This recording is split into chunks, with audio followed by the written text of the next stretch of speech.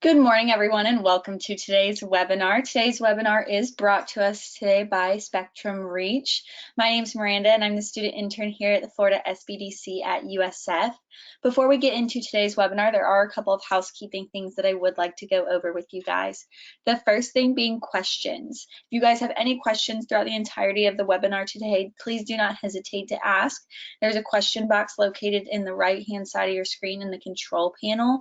I'll be monitoring that throughout the entirety of the webinar, so if you have questions relating to the content or questions relating to the technical difficulties maybe, just feel free to pop those questions in there and I will be reading over them, and we will be hosting a short Q&A session at the end of the webinar today to answer your content related questions.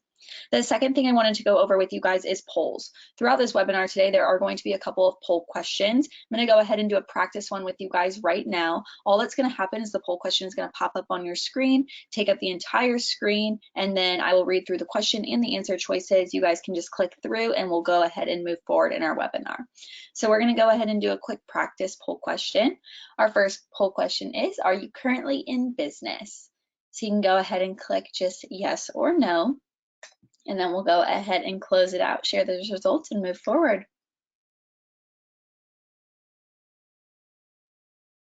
Awesome. Thank you guys so much for participating in that. I'm going to go ahead and close it out and share those results for you. And 75% of our participating audience so far is not currently in business, and 25% is. So welcome.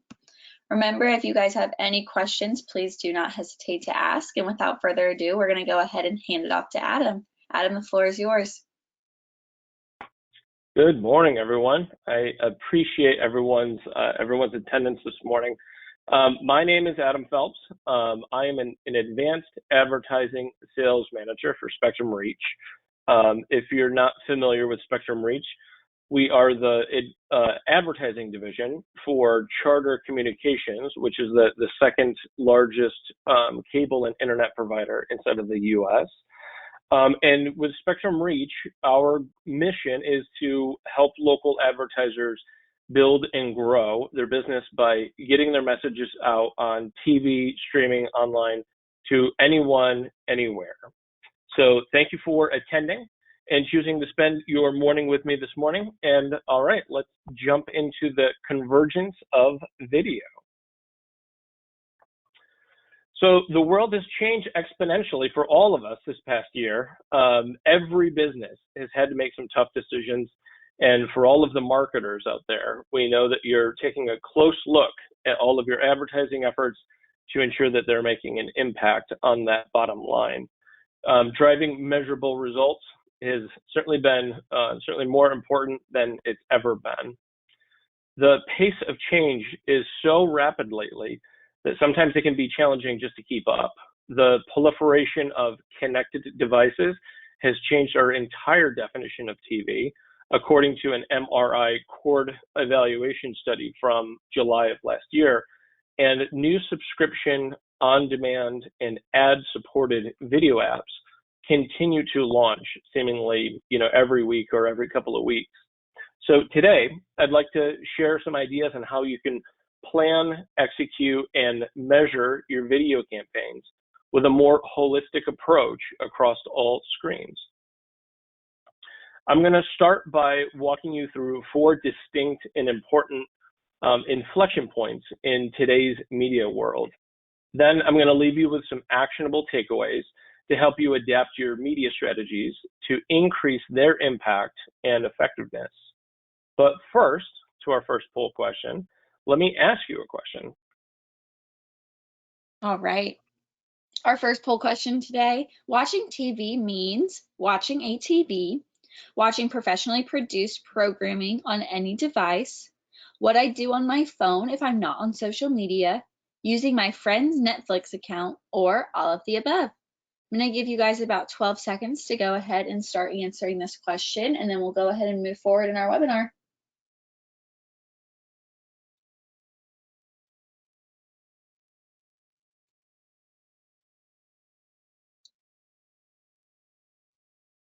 Awesome. Thank you guys so much for participating. I'm going to go ahead and close this out and share those results with y'all. 29% of our participating audience chose both watching ATV and watching professionally produced programming on any device, and 43% of our participating audience chose all of the above. Back to you, Adam. I think that last one, all of the above, sort of encapsulates it perfectly. Because one thing that we know for sure today is that TV is the content, and it's no longer the actual hardware. Viewers today are seeking news and entertainment and sports, by the way, let's go Lightning, that are viewable on any screen, large or small, at any time.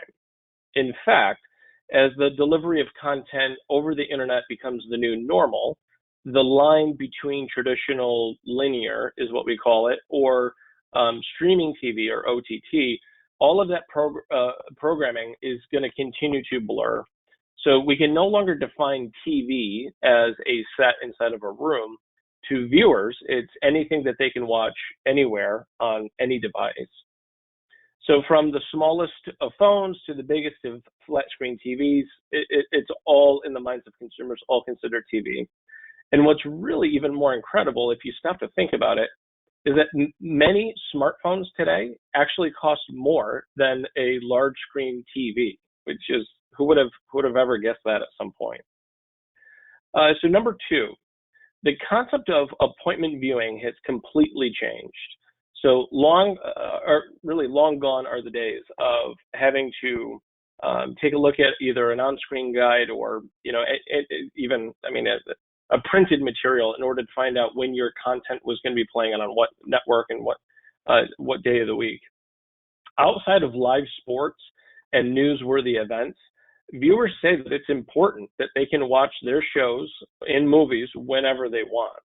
And with streaming TV, they are watching TV on all hours of the day and night across all screens and doing it anywhere that they would like. All of this video to watch across screens and across devices is great for viewers, but the audience fragmentation is really challenging for advertisers and marketers. Take a second to think about all the different ways that you can watch an episode of a show, say Friends, for example. You can tune into your cable box when it's showing on a particular channel, or you could use the on-demand function, or maybe you're using a streaming device like Roku or Apple TV, and even then, you may be using different apps on that device, such as the NBC app or the Spectrum TV app.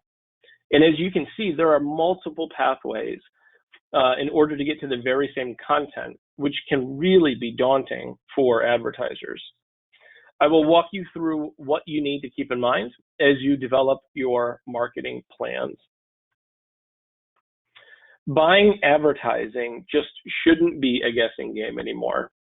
Using aggregated and de-identified data-driven approach, you can actually reduce waste and make your dollars go a whole lot further. And with the increase in online viewing across devices, traditional TV advertising strategies, they really need to adapt. TV and digital can be planned together and not separate. Advertisers demand more immediate feedback about their ad performance. And this is where digital is transforming television. By moving from a ratings-driven approach to impression-based buying, targeting becomes a lot more impactful. Marketers can make a one-to-one impression with their consumers that they want based on their interests, attitudes, and purchasing behavior in a privacy-compliant way.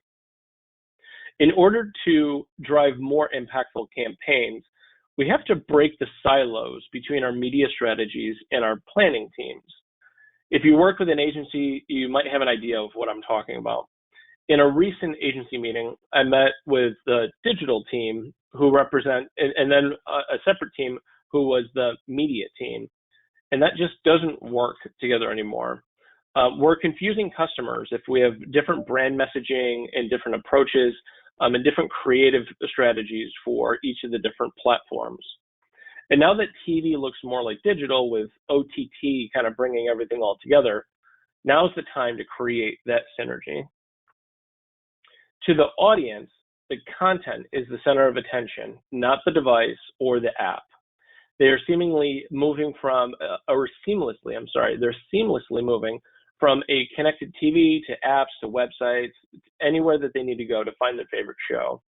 And for advertising, they have to think about that whole thing holistically. It's not a matter of either or. In understanding that video platforms complement each other, the key is focusing on your audience first, and then you can figure out how to build your cross-platform video strategy. Telling a consistent story across TV, streaming, online, social, all of that video is where we can drive the most conversions. OTT, or streaming TV, can help extend the reach of your TV campaigns and deliver households that may have been underexposed solely using traditional television as the media. Campaigns that use both linear and streaming TV together enjoy a brand favorability increase of more than double of that of just a standalone OTT plan. And now, let's go to our next polling question. All right, here is our next poll question for you guys. Advertising is more effective when it is loud and attention-grabbing or relevant to the audience. I'm going to give you guys about 7 seconds for this one, and we'll go ahead and move forward.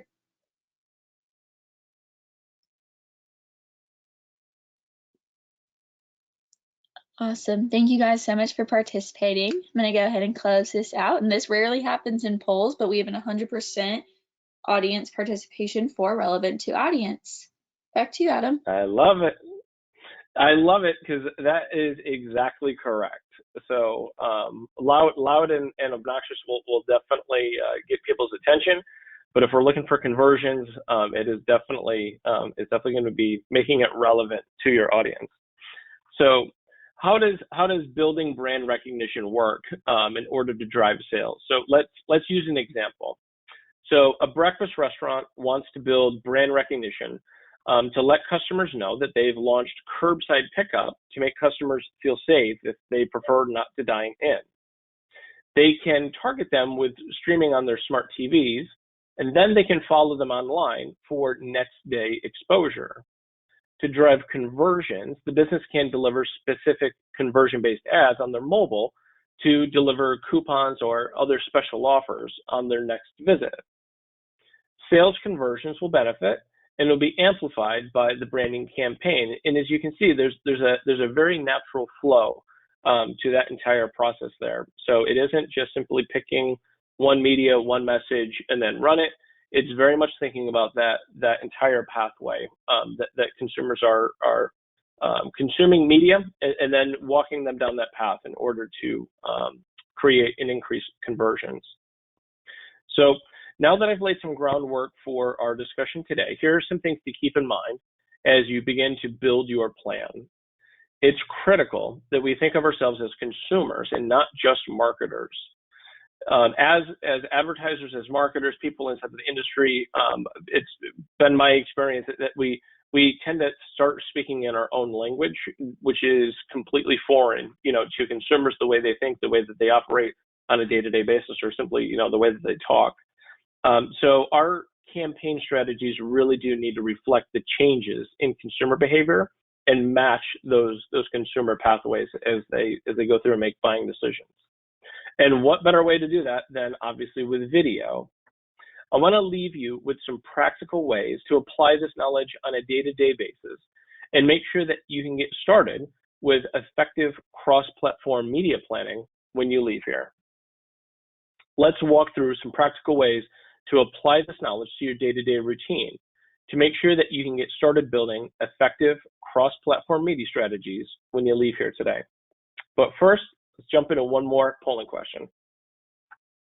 Okay, our next poll question for today is marketing and advertising are the same thing.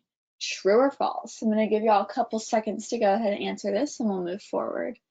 Adam, while we are doing this poll question, I've gotten a couple questions in the chat, and I just wanted to ask if you could explain what OTT stands for before we move Yeah. forward in our webinar. I'm really, really happy that someone asked that question, because that is kind of an exact example of the point that I just made, where marketers and advertisers can end up speaking an entirely different language. So OTT stands for over the top, and quite literally what that means is video delivered by the internet. So that can either be a connected TV, that can be watching user-generated content like YouTube or TikTok. That could be watching clips of video or news events on, CNN or ESPN.com.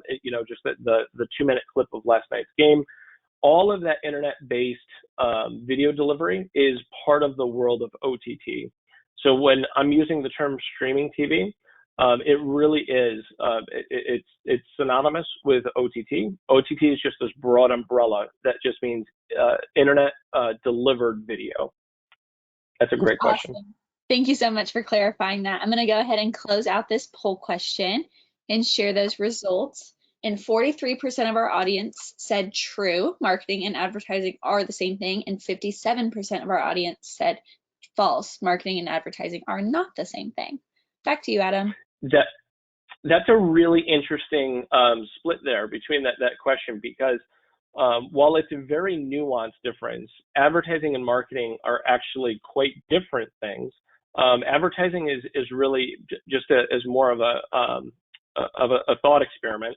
Advertising is more the mechanism of how do we deliver an effective message to our target audience, when marketing is more the holistic picture of saying, what do we want our brand to represent?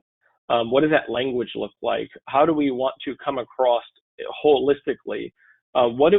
Quite honestly, you could even boil it down to, what do we want consumers to feel when they think about our company? That's really more the marketing side.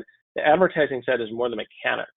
So while advertising definitely plays a role in marketing, marketing is more philosophical, to sort of describe it that way, when advertising is going to be much more actionable, and it's going to be the steps that you're going to take in order to support the overall marketing effort. So very similar, there's no doubt about it, but just to kind of give a little bit of an example of the nuance between the two, and just kind of wanted to offer that up for you guys. So let's start at the beginning here and bring it back to the basics. Often with Spectrum Reach and with my experience specifically, clients will come to us with a really big idea or a creative concept, which is fantastic. But what is important is that we have to get back to the basics, which is that 4-word sentence right there. What is the goal? And it's our job to help clients succeed and not just give them what they ask for, but to give them what they need. Now, again, that may sound, almost kind of the same thing, but advertising would be taking that order and simply executing it. Helping someone out with marketing is making sure that there is synergy between all of the different methods that we're approaching the marketplace. What is that content? What is the way that it looks? How does all of it work together? What is the goal? So it's a very big difference between my goal is to execute this advertising campaign, or my goal is to be the #1 trusted brand in my local market when it comes to my line of business.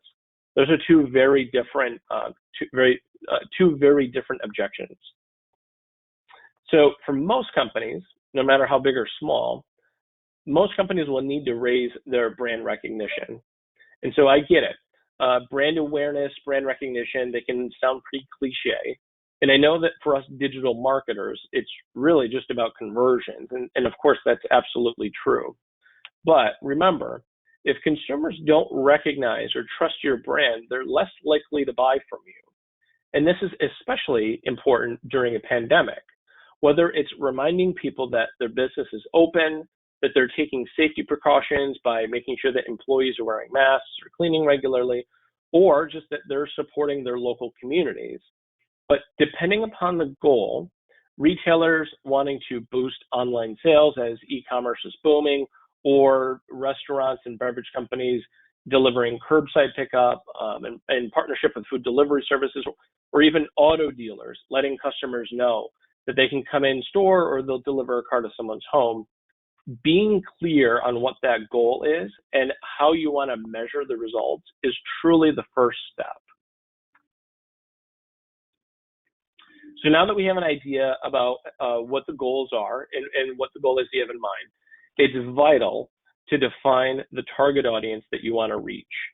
So understanding that your target audience and the relationship with the various media channels is going to be critical. Focusing on the audience first will support the development of the creative messaging that will resonate with them, but also determine how you select your media mix and the right partner to work with. So this is exactly what I do every single day. So working with local advertisers, they'll say, this is what I want to accomplish. And then it is quite literally my job in order to, instead of simply getting into the advertising side of it, where we are, talking about, well, we'll use OTT, or we'll use streaming TV, or we'll use traditional television, or we'll use, a pre-roll video. And now we're talking about the how. We really have to define the why. So who is it that you want to reach? How do you want them to react to it? How are we going to measure the overall effectiveness of it? And then from those, from that foundational information, we can start to put together not only creative in the messaging, making sure that it is consistent throughout the entire campaign, but then also which media are we going to select? I'll give you a very quick example. So if there was a social media company and they were specifically wanting to develop brand awareness in a much younger audience, where they said, we want to be, the next TikTok, we want to be, considered the cool new platform. Well, knowing that that's their goal, that information informs us of saying, all right, well, then maybe we should target a whole lot more on OTT and where that audience is consuming most of their media compared to doing something more of a traditional television. And then obviously, the reverse would be true as well. And then most of the times it'll be a blend. So it'll be somewhere in between. So knowing who you want to reach, how you are going to measure the effectiveness of it, and what you want to accomplish there, and how you want that audience to respond is going to be really core information when you're starting to build a campaign or a strategy. So when you think about your video strategy, advertisers can now leverage aggregated and de-identified first-party viewership data. So I'm going to stop right there because those are actually two of those buzzwords that you can hear marketers and advertisers just sort of rattle off, and it's like, what in the world did they just say? So aggregated just simply means all gathered together, and de-identified first-party viewership data is a really interesting, it's a term that simply means being able to know what your local audience, how they are consuming media, without being able to identify it down to the person. So if we were to take, a group of 100 people and put them inside of a room, and then we went around and we could easily, and everyone had a name badge on them, and then we could say, all right, how many people are wearing red shirts in this room? It would be identifiable data to be able to say the people with the red shirts have these names.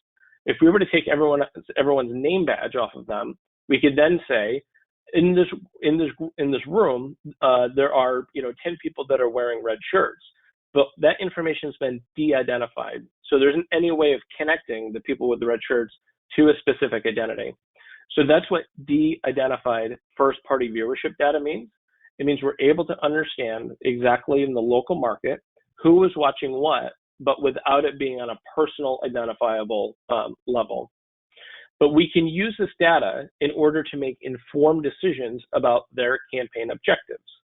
So one benefit that we provide to our clients with Spectrum Reach is that we can provide these insights based on aggregated and de-identified data from billions of streaming sessions across all of our households. So that's one of our really key advantages is, while Spectrum Reach is part of a huge cable company, that huge cable company has devices and provides the internet to millions of homes which allows us to collect viewership information in a de-identified first-party basis that we can collect directly from those homes. And then we can use that information to then be able to say, all right, we know exactly,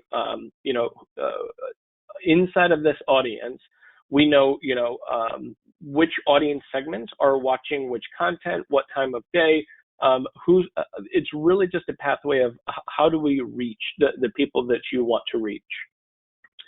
So with that, we, like I said, that first party data can take a various different forms, from not only just like what is being watched, but also how is it being watched. So are they watching it at home on a connected device, or are they watching it on a mobile device? When they are watching, what time of day are they watching? And then are those people who are watching, are they homeowners? Are they homes with families, or are they households who have a Toyota in the garage versus a Lexus? These insights can help marketers identify how to best reach their target audience. So instead of taking a spray and pray approach and just hope that your message was seen by someone who actually is going to find your messaging relevant to buy from you, we can get incredibly precise and accurate when it comes to finding out exactly who is the audience that's going to find your message most likely to find it relevant, and then be able to find that pathway in order to actually reach that audience. So you can leverage your own data to match against aggregated and de-identified first-party viewership data to make an even more informed decision about your targeting strategy. Here's a couple of questions to consider. Who is already using your products or services, and what do they look like? Who is buying from the competition, and how do we turn them into fans of our business? Where do they live? How much money do the current customers have to spend? What do they look like when in their free time? What is their leisure time? And what stage in life are they in? Combining insights from aggregated and de-identified first-party data from your partners will actually help you make smarter decisions. So again, this is usually the part of the conversation where a lot of customers will start to get that look in their eye where they're saying, we are living in a different world now that there is this amount of data that's available to on just about everyone, who uses any type of electronic device. But it's true, and that's the world that we live in. And this is the type of data that is able to be utilized. It is able to be tapped into, and is being used by smart marketers and advertisers in order to make for more effective campaigns. So now that we have defined the goals and the metrics that we're going to use, and now that you have used data in order to identify which audience that you want to reach, it's time to define the media mix and the rationale behind it. So which techniques are we going to use in order to actually reach that audience? Before we dive into that, though, let's ask one more poll question. All right, here is our next poll question for you guys. People are watching less television today than they used to. True or false? Again, I'm going to give y'all about 10 seconds for this one, and we'll go ahead and close it out.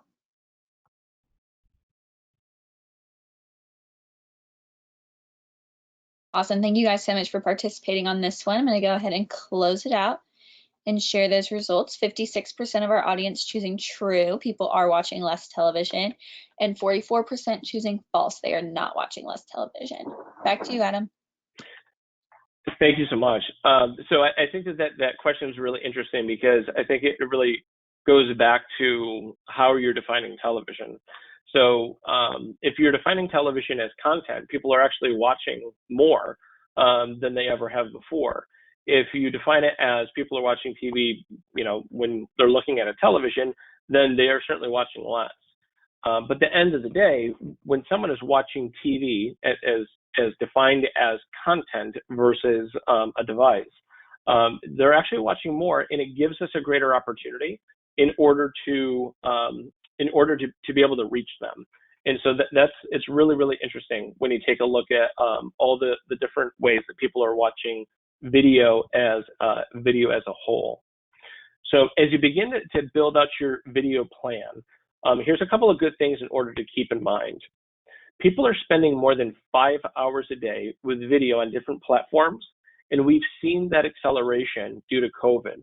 So there was a dramatic jump in the amount of people who were probably a little late to adopting streaming video. So whether that's Netflix or Disney Plus, or even using a streaming device or just apps on their television, they were a little slow to it. COVID hit, and then all of a sudden that adoption skyrocketed. And so today, people are using more internet-connected video services than ever before. Adults 18 plus are still spending more than 4 hours a day on traditional television, but that is definitely seeing year-over-year declines. So there's simply no doubt about it.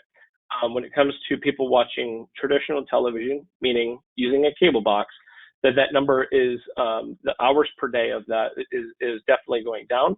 But it isn't meaning that people are watching less video. It just means that they're adding additional services. And we actually in the industry refer to them as stackers. And so everyone's heard of the term cord cutters. That's definitely, there's a segment of that population for sure. But for the most part, and specifically in the Tampa DMA area, there's a lot more folks who are actually adding additional streaming services to their existing services than they are with making an entire change from going from any type of traditional to no traditional and all streaming. Most people will have actually a blend of both. According to Nielsen, approximately 75% of U.S. homes have an internet-enabled connected TV device, and then they also have access to some sort of subscription streaming service. Netflix obviously is a really big one there, that most of us are very familiar with. One last thing to keep in mind is that as you look at younger versus older consumers, adults 18 to 34 spend almost half of their connected media time on their phones. It's really interesting to kind of think about that, on how that younger generation actually prefers to watch video on the smaller screen, simply because of the fact that there's no limitation to it. You can get up, you can walk around, you can watch it anytime that you want, anywhere that you want, and they're so accustomed to using that device that even given the option, sitting on the couch in front of a television, more often than not, you'll actually find, that people in that age group will actually end up be watching it on their phone, and sometimes it ends up to just sort of head scratching moments of why would you prefer something that small when you'd be watching a big screen. But that being said, your video strategy for younger audience should definitely be very different, as we discussed before. Just exactly the same way that your approach ought to be different depending on whoever your audience is that you want to reach. All right, so let's get down to business.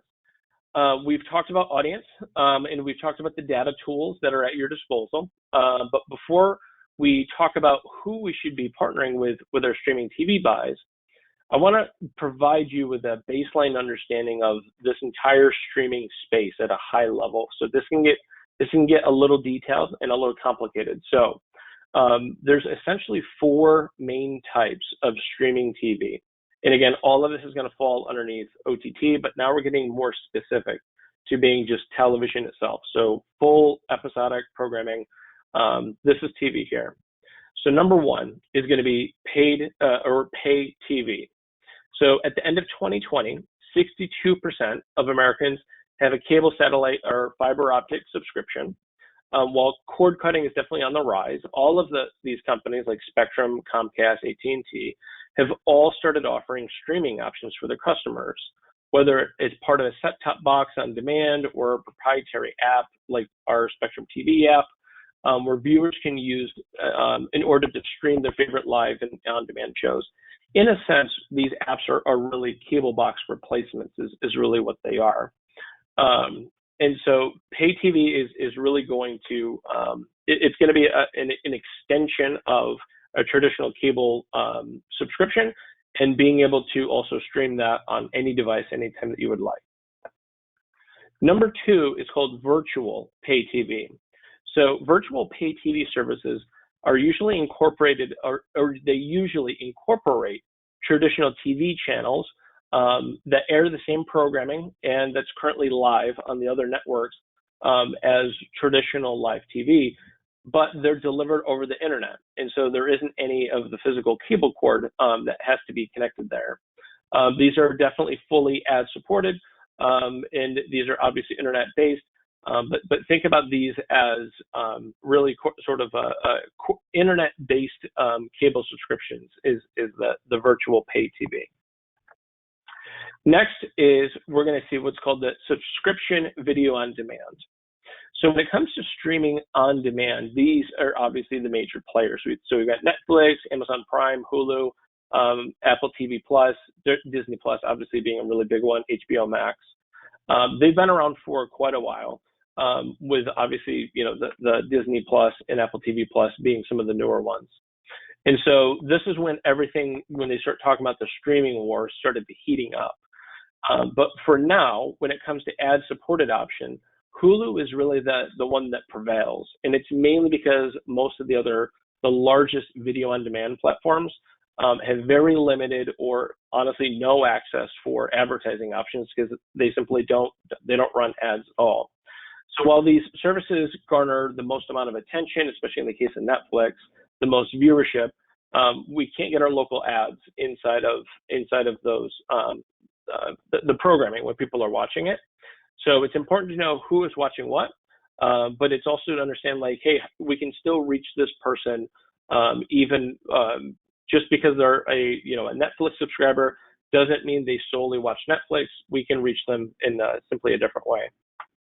The final category here is going to be advertiser ad-supported video on demand. So at this point, that should sort of start to click.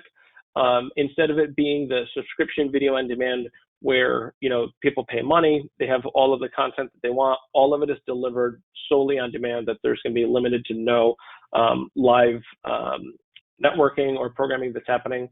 The ad-based or ad-supported video on demand is going to either be a discounted price, a discounted subscription, or it's going to be completely for free. So like Pluto and Crackle and the Roku channel, all of those are going to be free to subscribe. So you simply sign up for them and you can start watching them. But they're going to be internet-based as well. And it does allow local advertising. And so it's just yet another way of being able to reach that same audience, particularly like we were saying before with that Netflix crowd or the Apple TV Plus crowd. Almost virtually all of them will have some form of ad-supported video on demand service in addition to a subscription VOD service as well. So just because one service doesn't allow us to be able to deliver ads there, doesn't mean that we can't reach that exact same person in the exact same household as well.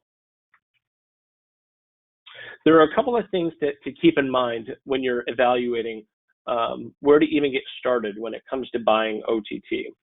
Between you and the advertiser and the type of content that you want to be associated with, there are 3 top-line ways that you can start to buy streaming advertising or participate in this OTT space.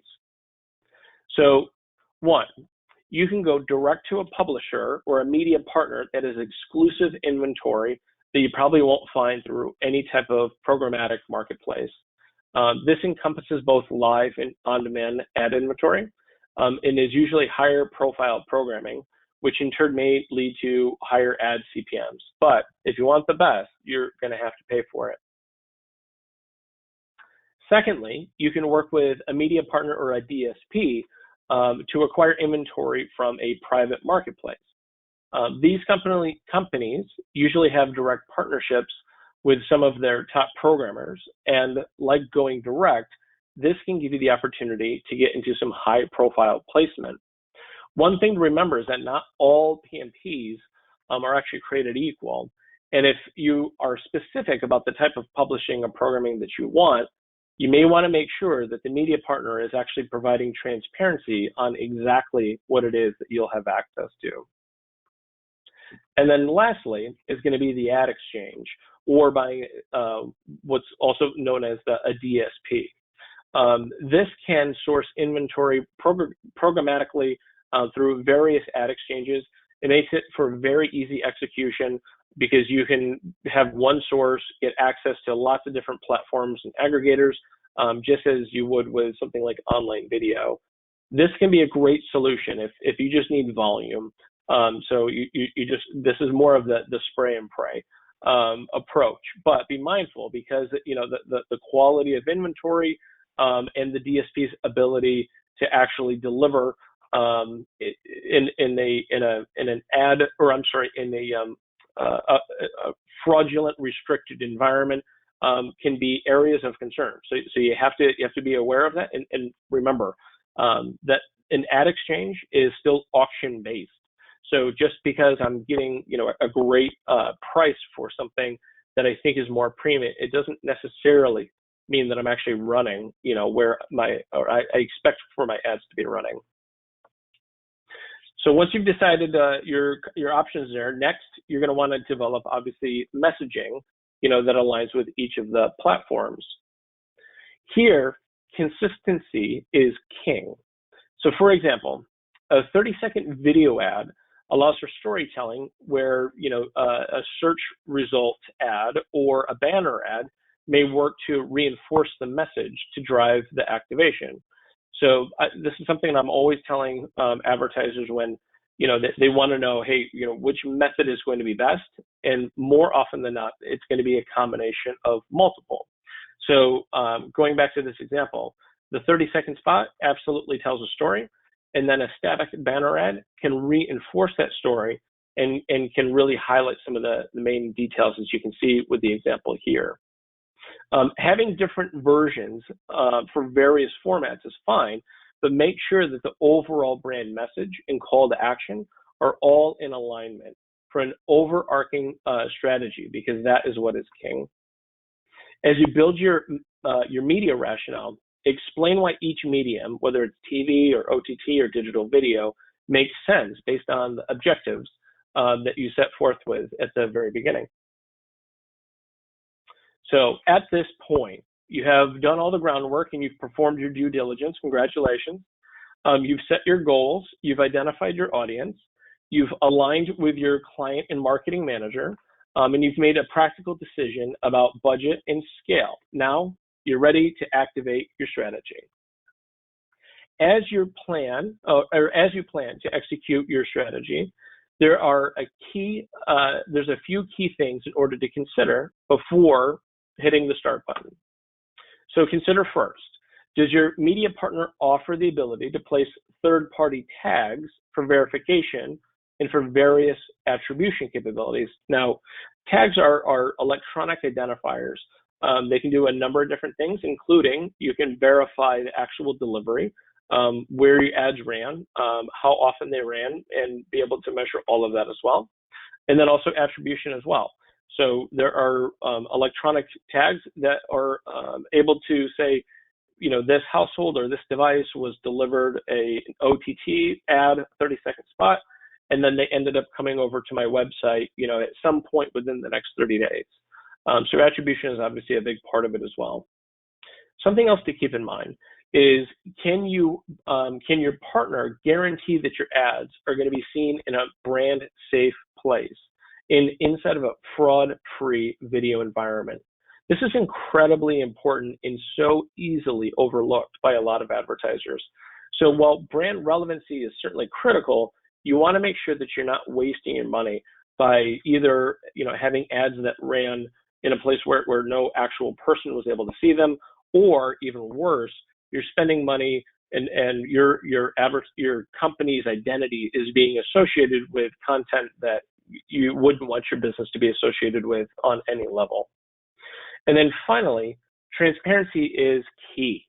What kind of reporting does your media partner actually provide so that you can be sure that your ads are running not only in the right places and at the right times and to the right audience, but within platforms and apps that align with your entire strategy that you want to use in order to build your brand recognition with that particular audience. Now, the real fun begins. Once the campaign begins running, data is going to begin to return almost immediately. But it's important to give your campaign time to generate response and reach a critical mass of consumers. Keeping your end goal in mind and learning along the way and making changes where and if necessary, paired with a little bit of patience, is going to go a long way in helping you measure the results of your campaign. So with that, let's go to the final poll question of the presentation. Alrighty. Reaching a target audience on TV is simple, just choose the right networks, complex, I don't know where to begin, or I thought it was simple, but now I'm not sure. I'm going to give you all a couple seconds to answer this, and we'll close out our final poll question for today.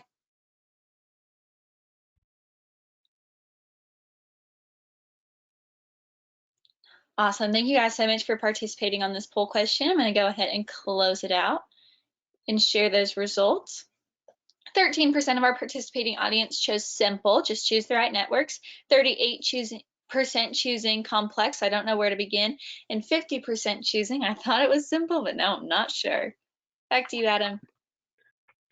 No, and I appreciate that as well.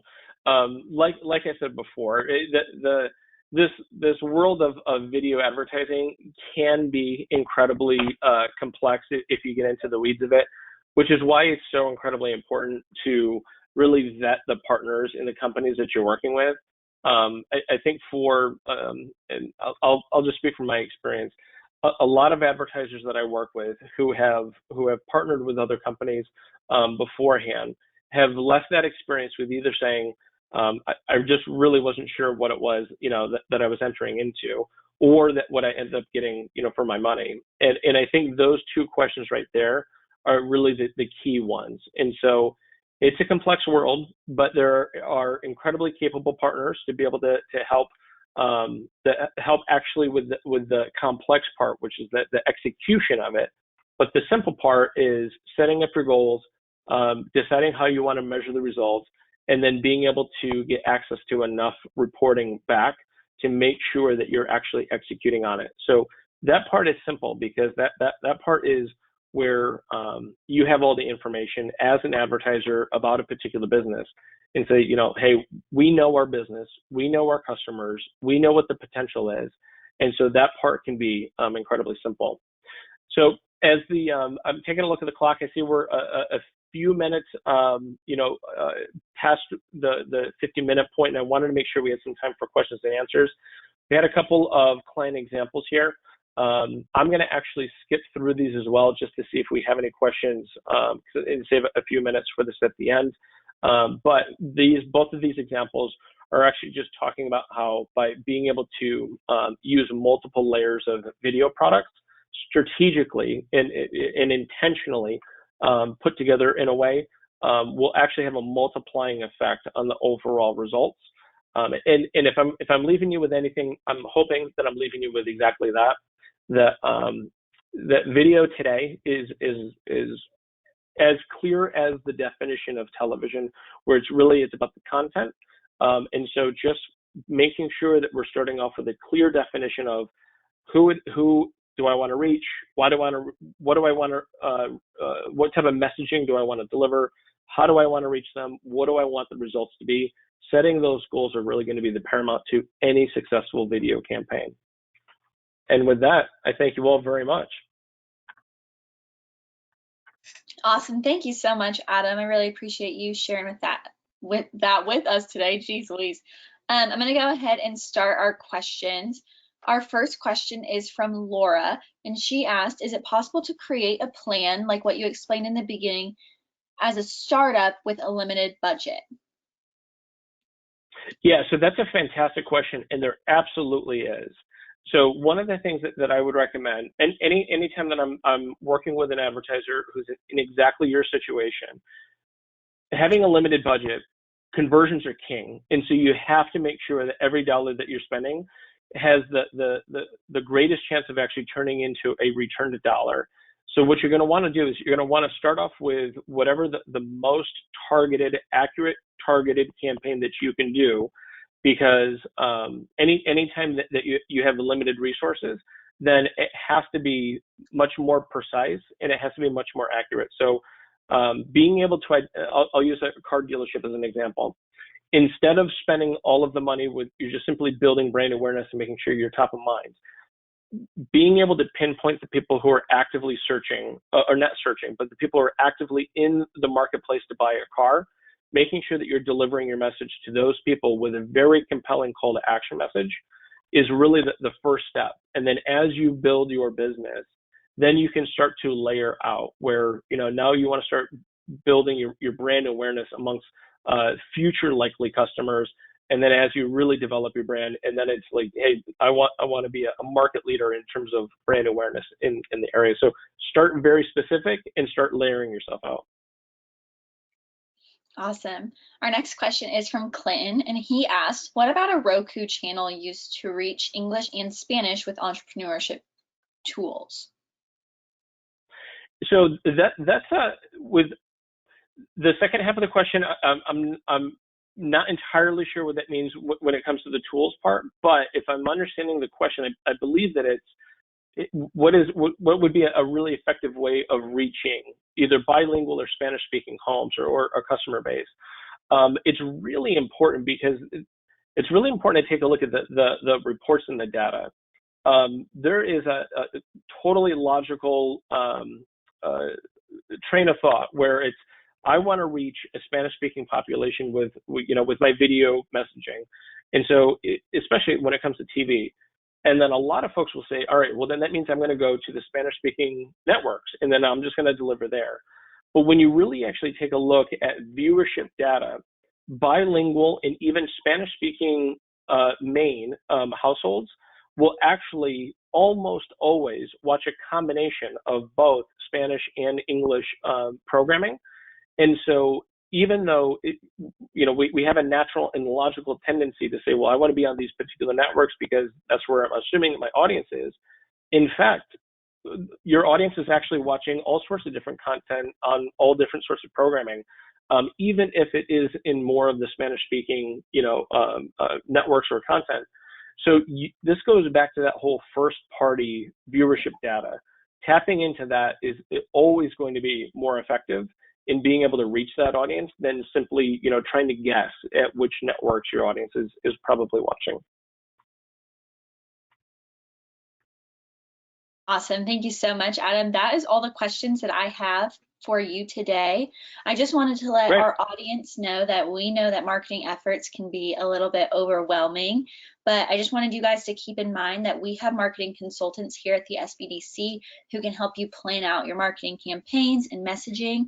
I put the link to request a consultant appointment in the chat window, or you can go to our website, sbdctampabay.com/consult schedule-consultant. So if you did want to make a consulting appointment, you can go ahead and do that by just going to our website. I also wanted to thank Spectrum Reach for bringing us this webinar today. It was really insightful, and we don't offer things like this very often, so it was really exciting to learn something new today. Adam, is there anything else that you would like to say to our audience before I close out the webinar today? Just thank you. So thank you everyone for your time this morning. It was a pleasure being able to answer some of your questions, and I hope you guys feel like you've got something you can take away from it. Awesome. Thank you so much. Before I close out this webinar today, I did want to let you guys know that there is going to be a survey that pops up on your screen when we go ahead and close this out. It's going to be a really short survey, about 2 minutes, and it just helps us to better our services and continue to provide these services to you and to know where we can improve and what you enjoyed that we offered today. So I would really appreciate it if you guys could go ahead and fill out that short survey for us. Adam, thank you so much for joining us today. I really appreciate it, and it was really awesome to learn something new. Thank you guys. Have a great week. Thank you so much. Bye-bye. Bye now.